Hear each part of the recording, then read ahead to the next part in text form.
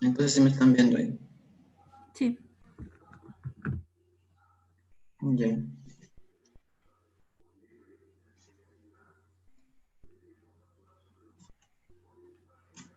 A ver, iniciamos entonces con este curso de casos clínicos de bioquímica.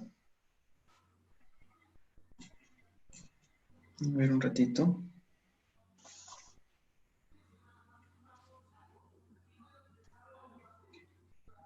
A ver un ratito, un ratito. ¿Aló, Bri? Sí, sí. No, ahorita, casi recién ahorita. Sí,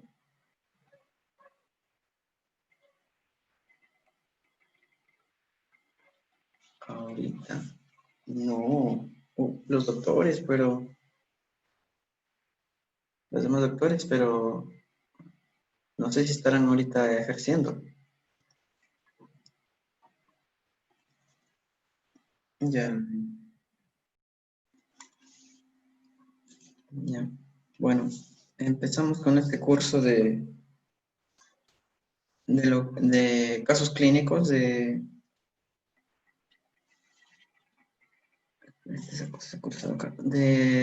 tema del curso de bioquímica. Empezamos. El caso clínico se presenta el tema titulado hiperuricemia y gota. ¿Ya? Nos presentan un caso aquí, un caso de un varón de 60 años. Nos dicen que es obeso, nos dan el diagnóstico de síndrome metabólico, hipertenso con tratamiento con los sartán 50 miligramos 2 veces al día. Nos están dando este dato, es importante. Refiere que desde hace algunos meses presenta una tumoración en la oreja izquierda catalogada como tofo. Acá hay otro diagnóstico. Antecedente paterno de gota, nos están dando un punto importante aquí, que es el antecedente, ¿no? Refiere que después de una cena abundante e ingesta importante de alcohol, presenta dolor intenso, edema, rubor y calor en dedo gordo del pie izquierdo, por lo que acude a emergencia. Nos dan su somatometría, nos dicen que tiene un peso de 80 kilogramos, tiene una talla de 1,60 y de cintura, su perímetro es de 104 centímetros. El examen de glucosa es de 110 miligramos por decilitro y la urea es de 40 miligramos por decilitro, ¿no? La creatinina 1,1 miligramos por decilitro, el ácido úrico 10,5 miligramos por decilitro, triglicéridos de 250 miligramos por decilitro. Y lo que es el HDL, colesterol, 40 miligramos por decilitro. Bueno, en este punto vamos a ver el caso clínico. Creo que separo la pantalla. Acá está. Bueno, aquí se ha resaltado principalmente los puntos más resaltantes de este caso. Nos importa la edad, sí nos importa la edad, porque es un varón ya con factores de riesgo, 60 años, ya es un adulto mayor. ¿Es obeso? Sí, nos están dando otro diagnóstico de obesidad, ¿no? Pero también lo vamos a ver sacándole su IMC, en qué grado está su obesidad. Tiene síndrome metabólico hipertenso, ya está subrayado para tener en consideración. El TOFO también está subrayado, el antecedente también lo subrayamos y la cena abundante e ingesta importante de alcohol también. ¿Por qué subrayamos esto? Porque nos puede ayudar más adelante con las preguntas, ¿no? Y acá lo que he resaltado de morado, esto es importante porque está presentándonos aquí la enfermedad actual. La enfermedad actual.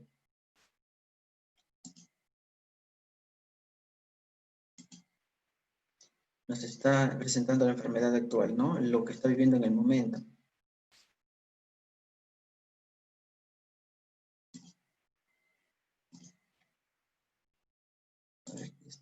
Entonces, por lo que acude, dice emergencia, ¿no? Con esto, lo que está viviendo en el momento es su sintomatología. Es el cuadro agudo que se está viendo en esto que está pintadito de moradito, ¿no? Nos dan la somatometría, que ya lo hemos visto. Lo que he tomado en consideración acá esta parte principal que es la somatometría. Y ahorita vamos a ver en este cuadrito que viene a continuación, comparándolo con los valores normales. Doctor, Ujú. disculpe, ¿qué significa antecedente paterno de gota? Antecedente paterno. Antecedente paterno se refiere que el padre del paciente ha sufrido de gota, que ha tenido gota. Eso es importante porque esta enfermedad más adelante se va a ver que también tiene predisposición genética. No, me O refiero a sea, qué no. significa gota. No escuché si es que lo dijo. Ah, gota. Ya. La gota es una enfermedad, es una patología. Más adelante se le va a explicar, pero es una patología que refiere a cúmulos de urato monosódico a nivel de articulaciones. Vamos a ver qué formas tienen más adelante. Ujú. Sí, gracias, doctor. Ujú. Ok, ahorita avanzamos. Ahora, sigamos con la siguiente diapositiva.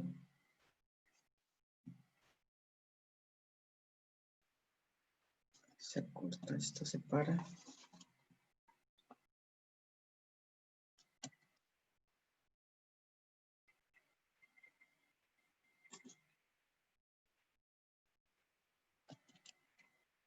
Aquí está. Tenemos el próximo cuadrito. En el próximo cuadrito estamos viendo aquí separados ya mejor dicho, lo hemos sacado por partes el caso clínico para tomar en consideración. Es un varón de 60 años, obeso con diagnósticos, aquí están. El tofo auricular izquierdo se le llama el tofo que tiene a nivel del pabellón auricular, que lo están mencionando. Tiene un tratamiento con los sartán, es importante también mencionar ese medicamento, 50 miligramos 2 veces al día. Es importante, es el tratamiento regular que se hace para el hipertenso. Refiere topo auricular, y esto está arriba mencionado, ya desde algunos meses, ¿no? Y aquí vemos lo que ya hemos mencionado anteriormente. Ahora, vamos a comparar sus exámenes de laboratorio. Los exámenes de laboratorio que tiene la glucosa de 110 miligramos por decilitro. Este es un valor de la glucosa medida no con la prueba de tolerancia, es medida al azar, ¿no? Y lo normal es de 70 a 110, vemos que está en rangos normales, pero también que está al límite, ¿no? Está al límite. La URI es de 40, el rango valor de referencia es de 10 a 50, entonces quiere decir que está normal la URI, la creatinina también, con lo que nos manifiesta por medio de la creatinina que no tiene ningún problema renal hasta el momento, ¿no? Está de 0,7 a 1,3. Esto varía también de varones a mujeres, ¿no? El ácido úrico está de 10,5, lo vemos que esto está elevadísimo comparado con los rangos en varón, que es de 7 miligramos, ¿no? El punto de corte. El otro punto de corte para mujeres es de 6 miligramos por decilitro. Vemos que está aumentado en el paciente. Los triglicéridos también están por arriba. Los 150 miligramos por decilitro están muy aumentados. El HDL es algo que debemos considerar siempre, que cuando baja de su nivel no nos ayuda como factor protector. El HDL es un factor protector a nivel de los vasos arteriales, evitando que se acumulen y provoquen obstrucción a nivel de las arterias, ¿no? El LDL es el peligroso acá. Tenemos de 40 a 60, está en rangos mínimos, necesitaremos que esté un poco más, pero ahí se maneja. Estos puntos especiales son para el diagnóstico que se le va a ver más adelante con una pregunta sobre síndrome metabólico. Ahora, somatometría del paciente la tenemos aquí, sacándolo el cálculo del IMC, ¿no? Salió de 31,25, es una obesidad tipo 1, y la edad es un factor de riesgo y la cintura también está aumentada, ¿no? Ahora, clasificación, aquí tenemos el cuadrito, por eso lo clasificamos como obesidad grado 1, entre 30 a 34,5, siempre hay que considerar esto y el valor normal que está aquí. Ahora, ¿cuál es la vía de síntesis del ácido úrico? Es la primera pregunta de este caso. Si hubiera alguna pregunta con lo del caso anterior, me la hacen nada más.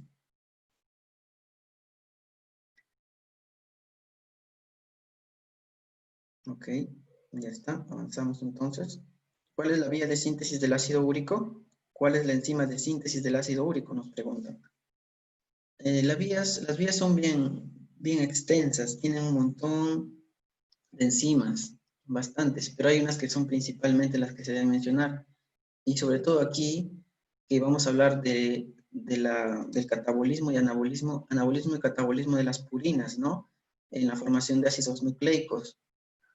Conocen a las purinas y a las pirimidinas, ¿no? Las purinas son la guanosina y la adenina, ¿no? Y las otras dos, las restantes son las pirimidinas, que no entran al caso, pero es importante mencionarlas, ¿no? La timina, el uracilo y la citosina. ¿No? Esas son importantísimas, son las bases nitrogenadas, ¿no? Que se van a utilizar para la formación de los ácidos nucleicos importantes para el ADN y el ARN, ¿no? Entonces, las purinas tienen vías, se llama síntesis de novo. Síntesis de novo se le dice que es elaborado recientemente, no está recuperándose, como que hay una vía de recuperación, acá tenemos. Esta vía de recuperación es de lo mismo que se ha degradado que está en el cuerpo, se vuelve a reciclar, o sea, se degrada y se vuelve a utilizar. No, el síntesis de novo no, esto viene de la alimentación, es exógeno, a comparación de la vía de recuperación. Entonces, esta síntesis de novo de los nucleótidos a partir de los metabolitos básicos y sabemos que es necesaria para la fase de crecimiento celular. Ahora, a través de la dieta también es una forma de ingresar purinas, ¿no? Al organismo. Y esas purinas se van a degradar más adelante y va a venir la formación de ácido úrico. Vamos a ver que el ácido úrico tampoco es un componente que no debería estar en el cuerpo, no. Sí es importante que esté en el cuerpo. Tiene una función antioxidante, pero si se excede va a provocar patologías como las que vamos a mencionar en este caso. Bueno, aquí para mencionar este cuadrito, disculpe que esté un poco a la izquierda, aquí están las bases, ¿no? Tenemos la adenina, la guanina, la hipoxantina, el uracilo, la citosina y la timina. La hipoxantina es un intermediario por el cual se van a formar estos dos principales, ¿no? Aquí tenemos la adenina y la guanina, las dos principales, o mejor dicho, las dos bases de las purinas, ¿no? Tenemos la adenosina, su nucleósido es la adenosina, de la adenina, ¿no? Y su nucleótido es el AMP, ¿no? El monofosfato adenosín. Y acá el monofosfato guanosín, ¿no? Que son importantes para esta formación del ácido úrico, de la vía. Aquí tenemos un esquema del anabolismo y catabolismo, ¿no? Todo inicia a nivel de la glucosa que ingresa al organismo, llega a las vías de las pentosas, ¿no? Como glucosa 6-fosfato, aquí es transformada y se forma la ribosa 5-fosfato, ¿no? Que a nivel de esta enzima va a llegar a formarse mediante 9 pasos, que no cabe mencionarlos todos en este momento porque es muy extenso esta parte, ¿no? Pero lo que te queremos mencionar aquí, más adelante está un esquema donde está cada una de las enzimas, que son bastantes. Llegas a formarse la ribosa 5-fosfato, ¿no? Con la finalidad de que se forme el IMP. Esta se llama la ruta de la síntesis de novo, ¿no? Que es el 25%. El 25% es por ruta de síntesis de novo. Y el 75% se va a dar por la ruta de recuperación. O sea, una vez que se ha formado el IMP, mediante estas enzimas, ¿qué va a pasar? Se va a formar el GMP a partir de esto y el AMP, con la finalidad de formar ADN y ARN, y que este ADN y ARN, al momento de degradarse, cuando ya se ha utilizado, se degrada, ¿no? No puede quedar libre, se degrada, entonces va a formarse de nuevo el AMP y el GMP, ¿no? Acá hay dos cosas que tenemos que distinguir. El GMP, ya hemos visto que es el monofosfato guanosín, para recordarles, va a formarse la xantina, que es el precursor del ácido úrico, ¿no? Esta xantina, mediante esta enzima xantina oxidasa es la que tienen que tener en la cabeza, porque los tratamientos de la gota se hacen bloqueando esta santina oxidasa.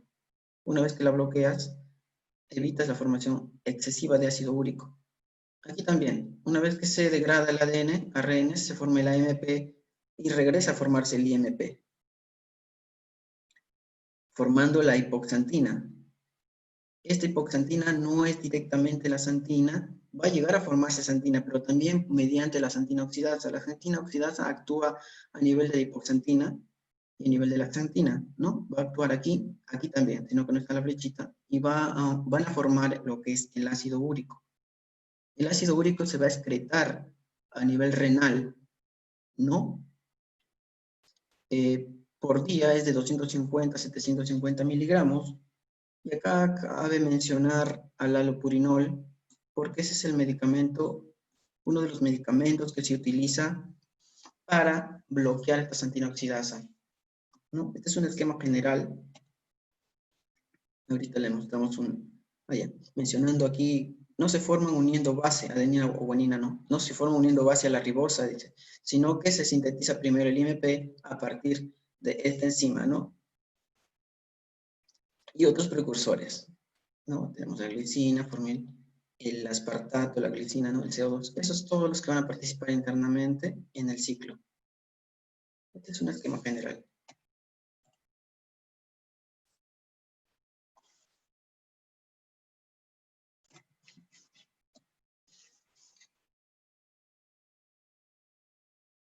Ok.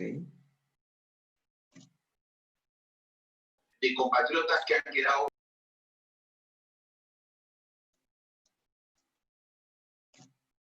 Esperen un ratito que se ha parado.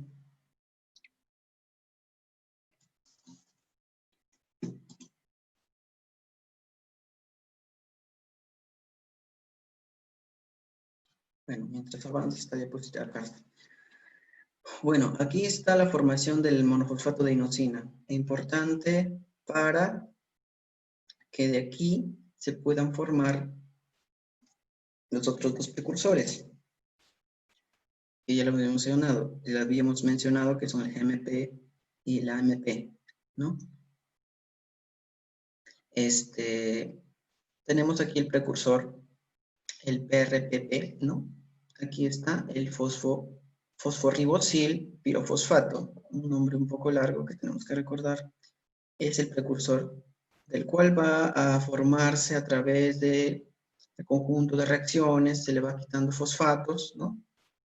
Y va llegando a formarse, por ejemplo, aquí tenemos el 5-fosforribosil-silamina, ¿no? Acoplado a la glutamina. Aquí vemos glutamina, se forma glutamato y se le agrega un fosfato aquí en estas zonas. Entonces vamos viendo la cadena de reacciones, la glicinamida ribonucleico va formándose, aquí actúa el enoformil, llegamos a la forfomilglinamicina, ¿no? Ribonucleátido. Y seguimos con la cadena, ¿no? Acá vamos a mencionar la sigla AIR, ¿no? Para mencionar a todo este componente. Luego, seguimos con el proceso de reacciones, vemos qué moléculas se liberan. Acá se está utilizando ATP, utiliza ATP, ATP.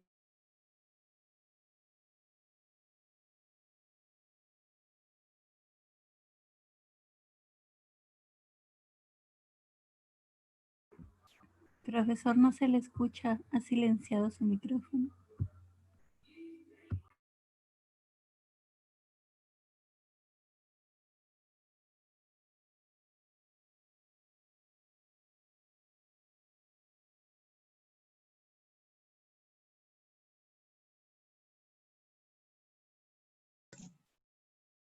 ¿Ahora escuchan? Sí, profesor. ¿Ya han escuchado todo el proceso o no han escuchado nada? Bueno. Sí, la mitad. Ya, bueno, vamos retomando esta parte para ir avanzando. Bueno, aquí les presento la cadena de reacciones. Este esquema es del libro Baines de Bioquímica, un bonito libro para que puedan leer. Este conjunto de reacciones que vamos a ver con la finalidad de formar ¿Qué vamos a formar? El monofosfato de inosina se va a formar aquí. Por todo este procedimiento es largo, pero siempre hay que recordar a este también, que es la molécula precursora que inicia la reacción. Anteriormente he mencionado que viene todo desde la síntesis de glucosa, el ciclo de los fosfatos, ¿no?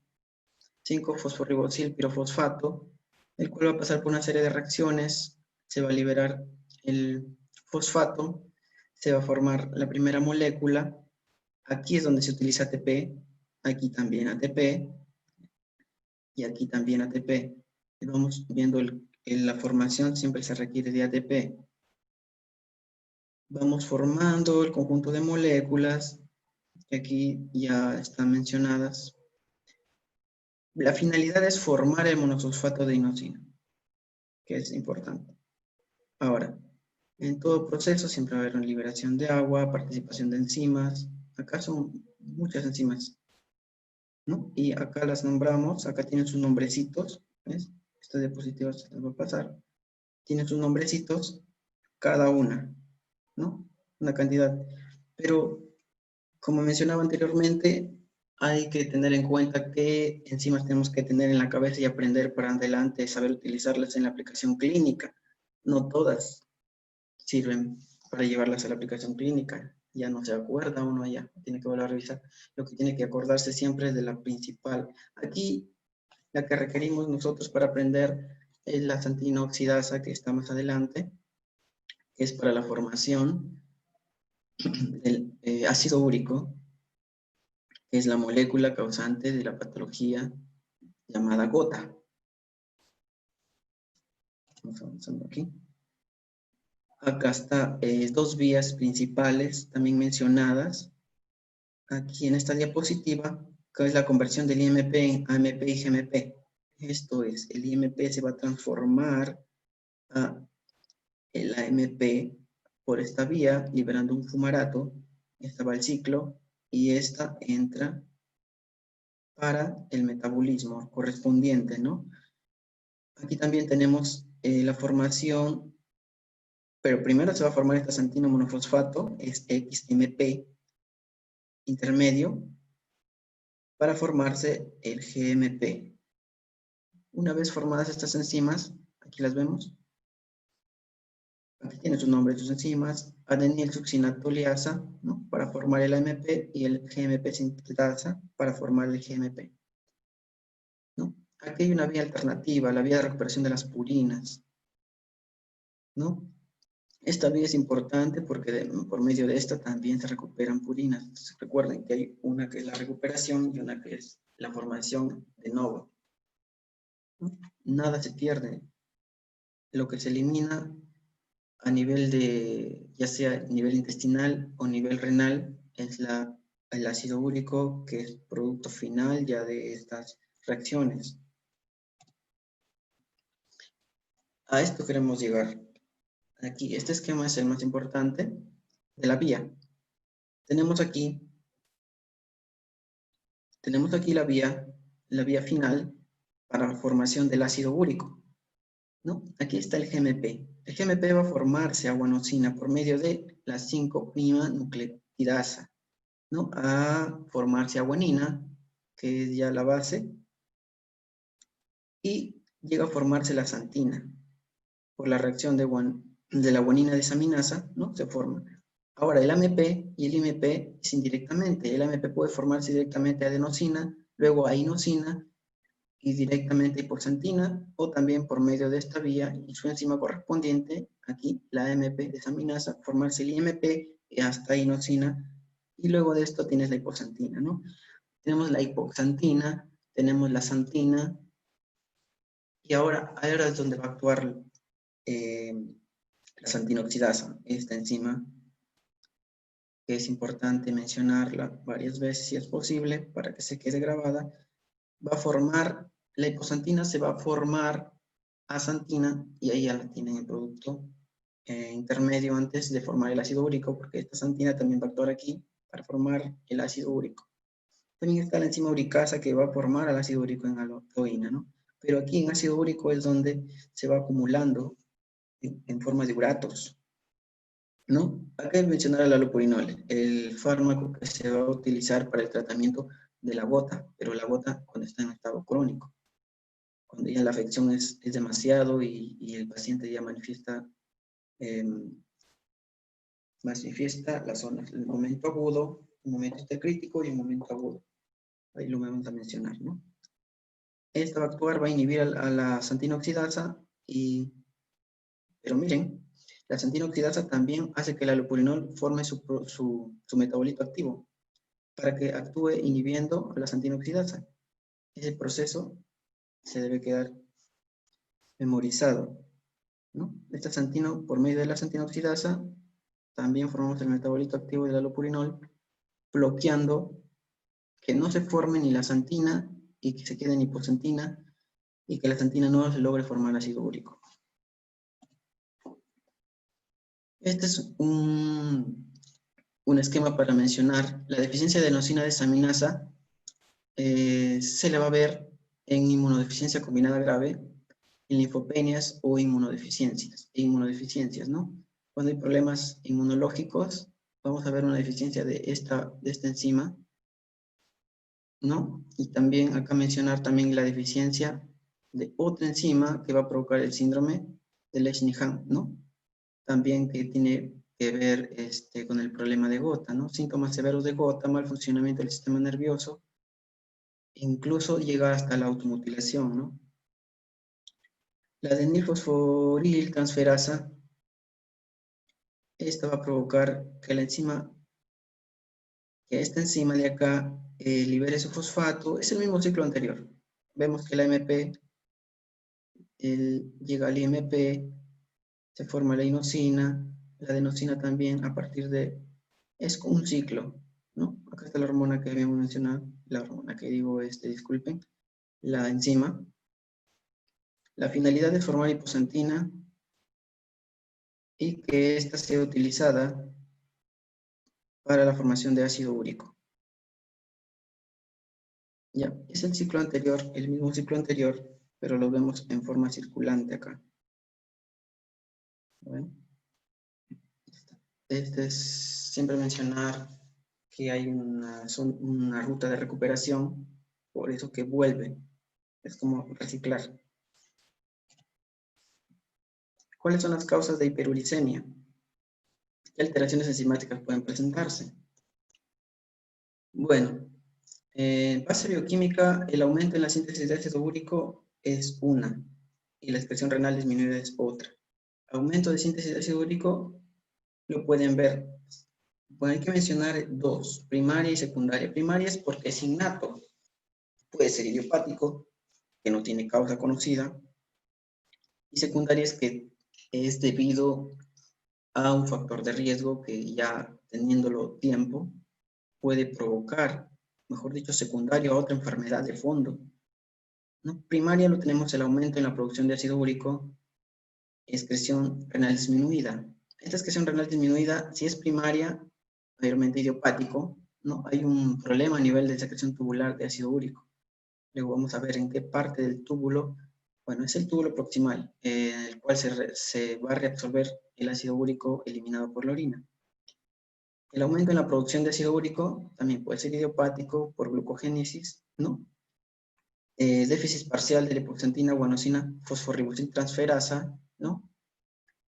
O total. Puede ser parcial de esta o total. Esta es la hipoxantina guanina, ¿no? Para el síndrome de Lesch-Nyhan, si está totalmente inhibida esa enzima o simplemente parcial.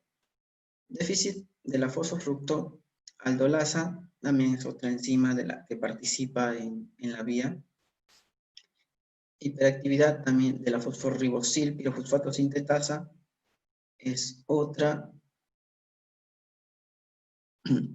anomalía que va a llevar al aumento de la producción de ácido úrico. Actúa demasiado y va a formarse demasiado. Vamos a las secundarias. Incremento de la producción. ¿Cuál es el motivo o qué lleva al incremento de la producción? ¿Por qué motivo puede ser? ¿Por qué causa? ¿No? Porque puedes haber ingerido demasiada comida con alto contenido de purinas, fructosa o etanol. Por eso, cuando comes demasiado comidas con carnes, hígado, vaso, esas comidas que contienen esa vísceras, ¿no? El consumo en las carnes que todos mayormente degustan siempre, también con alto contenido de fructosa, o personas que beben mucho, también llevan a eso, son factores de riesgo para el incremento de la producción, o sea, va a haber en exceso de producción debido a la cantidad que van a comer, que van a consumir, ¿no? Aumento del catabolismo también en el ejercicio físico intenso, convulsiones. Si el catabolismo ya sea a nivel muscular, ¿no? Va a llevar también a eso. Saben que hay una ruta catabólica, ¿no? Cuando se consume el músculo por falta de consumo de proteínas y hacen más ejercicio de lo que consumen, entonces provocan catabolismo. Enfermedades con aumento del recambio celular, como psoriasis, neoplasias, enfermedades linfomielproliferativas crónicas. En las neoplasias, mayormente lo vamos a ver por que estos pacientes llevan tratamiento quimioterápico. Entonces, ahí van a morir células cancerígenas, células neoplásicas, van a liberar contenido interno de ácidos nucleicos. Entonces, esos ácidos nucleicos por medio de la ruta que van a provocar que se aumente el contenido, o mejor dicho, se haya el metabolismo completo del ácido úrico. Entonces van a liberar ácido úrico también. Igual en estas enfermedades linfomielproliferativas, mueren células, y todas las células tienen su contenido con ácidos nucleicos. Mononucleosis infecciosa, anemias hemolíticas crónicas, también por muerte celular. Disminución de la excreción renal es importante porque a la larga tener un acúmulo de ácido úrico va a llevar a que se acumule también a nivel renal. Puede haber modificaciones a nivel renal. Entonces, el riñón es bien sensible, tiene sensores bien sensibles a cualquier cambio en el organismo y se dañan rápido, se obstruyen rápido. Y al toque van a ver el cambio a nivel de la función renal vista en laboratorio, ¿no? Por ejemplo, en la patología renal, insuficiencia renal aguda o crónica, estas se van a ver con la creatinina. En el paciente no hay un daño renal, su creatinina está normal. Hipertensión sí tiene, está tratado con un antihipertensivo. También la hipertensión causa daño renal, órgano diana de la hipertensión. La nefropatía uricémica también acumulas urea por un daño nefropático, pero familiar juvenil, asociado a un factor genético.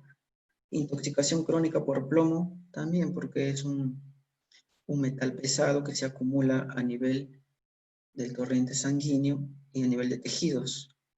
La acidosis metabólica respiratoria, también es importante mencionar el hipertiroidismo y el hiperparatiroidismo, la cetosis, acúmulo de cuerpos cetónicos, fármacos, también los fármacos influyen mucho, como los diuréticos, y todos los que vamos a mencionar acá, para no leerlos todos, ¿no?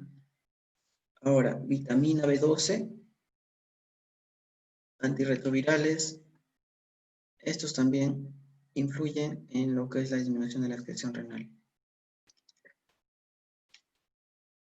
A ver, ¿qué es la gota y qué relación tiene con la hiperuricemia?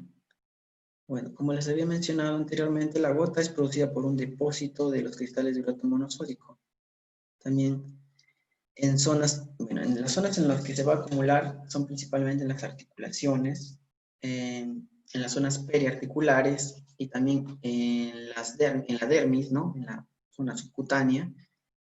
Se acumulan ahí y a la larga van a provocar inflamación.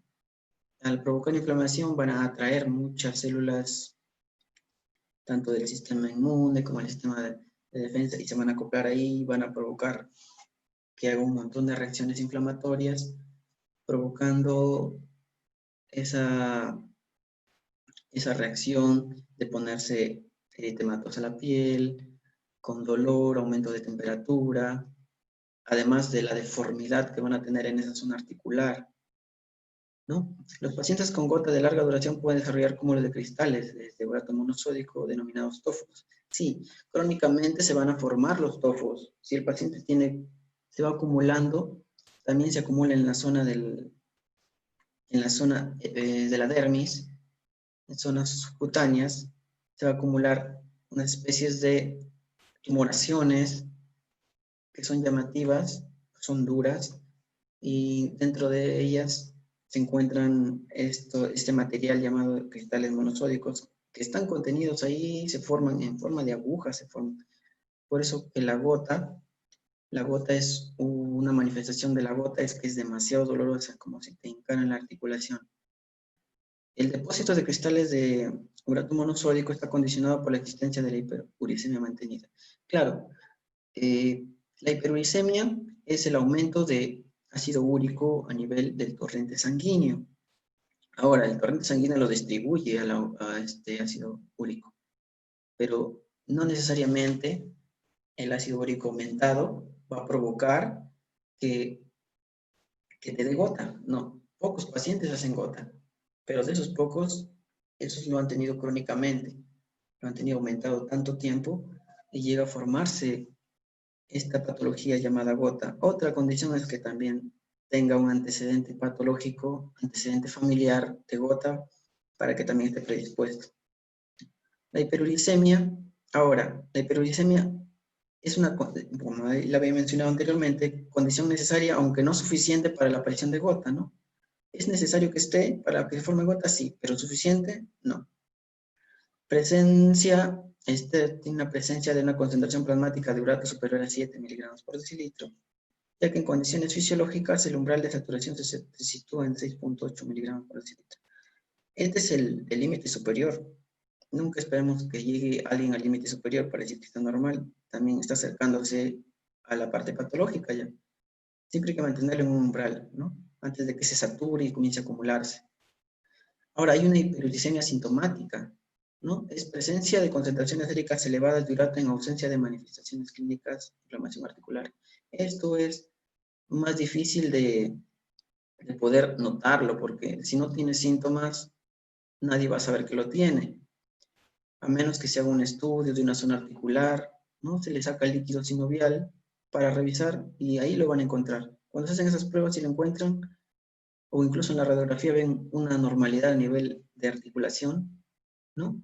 Ya te intuye a sacarle el diagnóstico de una posible gota, ¿no? No necesariamente descartarlo.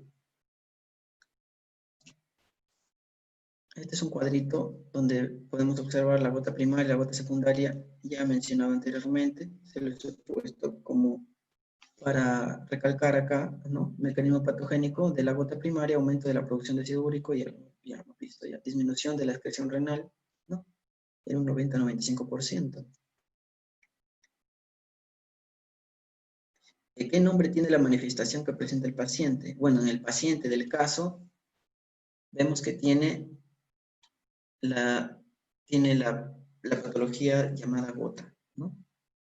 Presenta tofos, presenta gota, ¿no? Cabe mencionar acá que el 5% de hiperuricémicos desarrollan gota. Ese es un estudio que se hizo, estudio Framingham, ¿no? Que se hizo y que se sacó esta conclusión porque vieron, mira, el 95% no desarrollaron gota de los hiperuricémicos, pero el 5% sí, ¿no? Entonces, aquí podemos ver que hay periodos intercríticos. ¿Qué es un periodo intercrítico? Es un periodo intermedio a cada crisis. Si tienes una crisis de gota, una crisis aguda, donde vas a manifestar estos dolores de acá, estas son las manifestaciones que el paciente sí tiene en este momento, dolor local, brusco e intenso, ¿no? Máxima intensidad de síntomas y signos en 24 horas. Es rápido la intensidad de los síntomas. Afección monoarticular, primera etapa. Monoarticular en una sola articulación. Podagra, ¿no? Metatarsofalángica, eritema y factores desencadenantes. Tiene que estar asociado a esto también, factores que desencadenen. Mira, el paciente justo había consumido bastante alimento rico en purinas y había bebido alcohol. Entonces ese es un factor desencadenante que le va a provocar esto, por eso empezó con esa sintomatología, ¿no? Ahora, el periodo intercrítico, una vez que le pasa esos dolores, lo tratan, vamos a ver el tratamiento más adelante, lo tratan, le bajan el dolor, le disminuyen la intensidad del dolor, lo bajan, llega un periodo de calma intercrítico y de ahí vuelve a manifestarse. Entonces, a ese periodo intermedio donde no hubo nada, se le llama periodo intercrítico. Puede durar meses o años. Gota avanzada, ya cuando el paciente con gota ya tiene más de 10 años con esa patología. Si se cuida o no se cuida, va a definirse también la cantidad de años, ¿no? Es la complicación más grave de la hiperuricemia y la gota.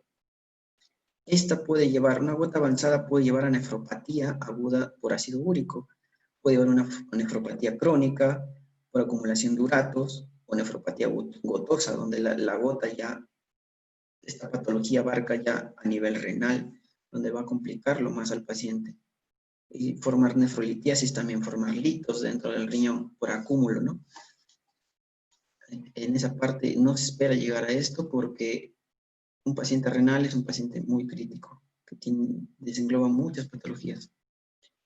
Aquí tenemos los tipos, una artritis aguda, una artritis crónica, un tofo gotoso, una nefropatía gotosa, ¿no? La artritis aguda es la manifestación donde el dolor está intensificado, las articulaciones acras del líquido sinovial y cristales de urato, ahí se van a acumular los cristales de urato en estas articulaciones. Acras porque están cerca de las uñas. A nivel de líquido sinovial intermedio, toda articulación tiene su líquido sinovial, a nivel de rodilla también, ¿no? Entonces, este proceso se va a dar este proceso circulante, ¿no? Este se llama acumulación. Las células que van a fagocitar los cristales, las células de la defensa, los macrófagos van a fagocitar los cristales. Ellos van a liberar enzimas, lisosómicas, radicales libres y leucotrinos. Cuando esos macrófagos mueren, liberan todo esto. Y encima, los cristales que están internamente. Hay una destrucción de macrófagos. Se va a formar una liberación de mediadores. Esto hablamos en la zona. Liberación de mediadores de la inflamación. Hay participación de las interleucinas, que son mediadores inflamatorios, factor de necrosis tumoral, en cadena van a actuar ahí. Entonces, van a provocar toda esa reacción inflamatoria y se va a formar una zona que va a participar el inflamasoma, ¿no? Liberación de cristales y mediadores de la inflamación, también va a haber participación del sistema de complemento, ¿no? En la artritis crónica se forma el panos, ¿no? Ahí va a haber acumulación de toda la cantidad de células muertas, un montón inflamatorio, se va a hacer tejido fibrótico, duro, endurecido. Depósito que va a deformar la articulación. Depósitos en la oreja. Bueno, en la oreja se deposita también los uratos. Aquí vemos una imagen donde los vemos acumulados así. Aquí también en las articulaciones. En la búrsula craneana, ¿no? Bursa es la bolsita de la zona del olecranon a nivel de articulación. Ligamentos de codo, ¿no? Ligamentos periarticulares también. Todo lo que esté asociado a la articulación. Tendón de Aquiles, está cerca de la articulación del talón. Manos, pies, codos, nariz. Todas esas zonas mencionadas ahí va a formar el tofos. Nódulos de color blanco, cristales de urato rodeados de células gigantes de cuerpo extraño. Todo lo que va a contener. Los cristales se disuelven en formol. Este es para sacar la prueba de laboratorio, ¿no? Cristales birrefringentes. En la nefropatía gotosa hay uratos a nivel de intersticio. La reacción granulomatosa de cuerpos extraños. Todo esto va a llevar a desencadenar a una nefropatía gotosa, que va a provocar una inflamación a nivel renal y va a provocar una insuficiencia renal crónica. Ahora, ¿qué criterio diagnóstico de artritis gotosa aguda, según el Colegio Americano de Reumatología? Hay aquí, para el diagnóstico tienes que considerar lo que corresponde a reumatología, tienes que considerar mucho los criterios diagnósticos. que dan las asociaciones principales, porque de esta manera puedes llegar a un diagnóstico más preciso. Ahora, aquí te da 2 puntos principales antes de tomar toda esta cantidad. Cualquiera de estos 3 criterios anteriores es diagnóstico. Presencia de cristales de urato en el líquido sinovial, ya como que ya te está guiando al diagnóstico, ya te está diciendo el diagnóstico.